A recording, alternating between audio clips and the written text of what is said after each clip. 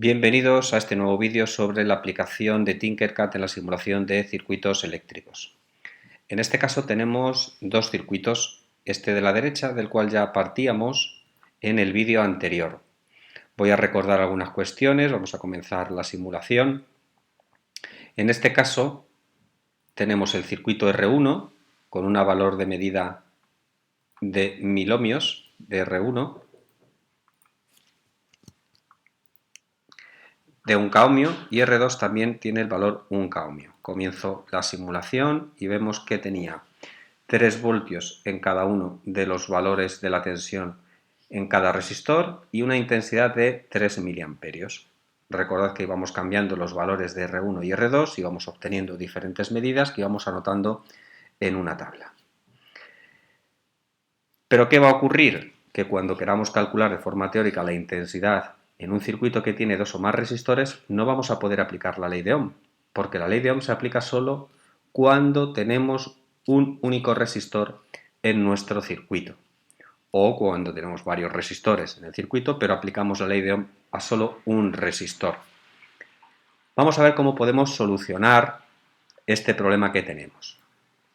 A la izquierda tenemos otro circuito compuesto ahora sí por un solo resistor, un voltímetro, un amperímetro y la fuente de alimentación.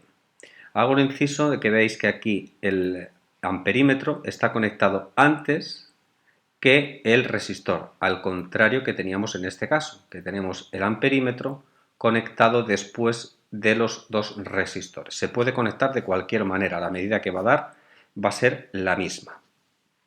Comienzo la simulación y vemos que tenemos 3 voltios como tensión en R1, 3 voltios como tensión en R2 y la intensidad de corriente son 3 miliamperios. Igual que en este caso.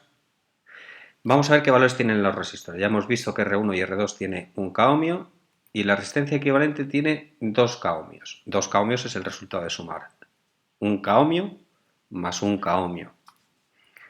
Si cambiamos el valor ahora de R1 y lo ponemos de 2 kiloohmios, vemos que cambian las medidas. 4 voltios es la tensión en R1, 2 voltios la tensión en R2 y la intensidad 2 miliamperios. En el de la izquierda, como no hemos cambiado nada, siguen las mismas medidas, 6 voltios y 3 miliamperios. Bien, selecciono el valor de la resistencia, lo voy a cambiar. ¿Cuánto es 2 más 1K? 3K. Sustituyo el valor de 2 por 3 y comienzo la simulación. La tensión en la resistencia que he llamado equivalente, y ahora veremos por qué, sigue siendo 6 voltios. Pero la intensidad ha cambiado, ha pasado de ser de 3 miliamperios a 2 miliamperios. En este resistor sí puedo aplicar la ley de Ohm. Si digo que la intensidad es igual a la tensión partido la resistencia, veremos que 6 voltios entre 3000 ohmios son 2 miliamperios.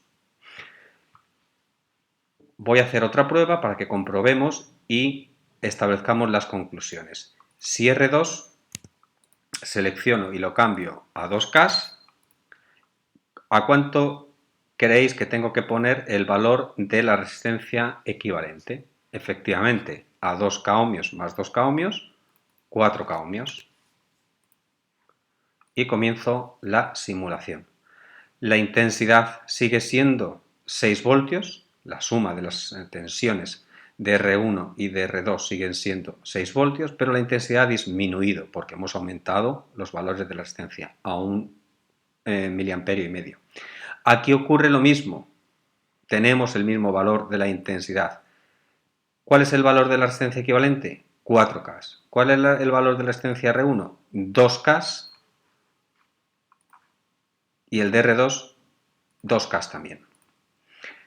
Por tanto, puedo sustituir, y esta es la conclusión, dos o más resistores por un único resistor, siendo ese único resistor al que llamamos resistencia equivalente, un valor que va a tener un valor que es igual al valor, a la suma de los valores de R1 más R2. Y entonces podremos aplicar la ley de Ohm. Esto ha sido todo por hoy en este vídeo de la asociación de resistores en serie y cómo calcular su resistencia equivalente.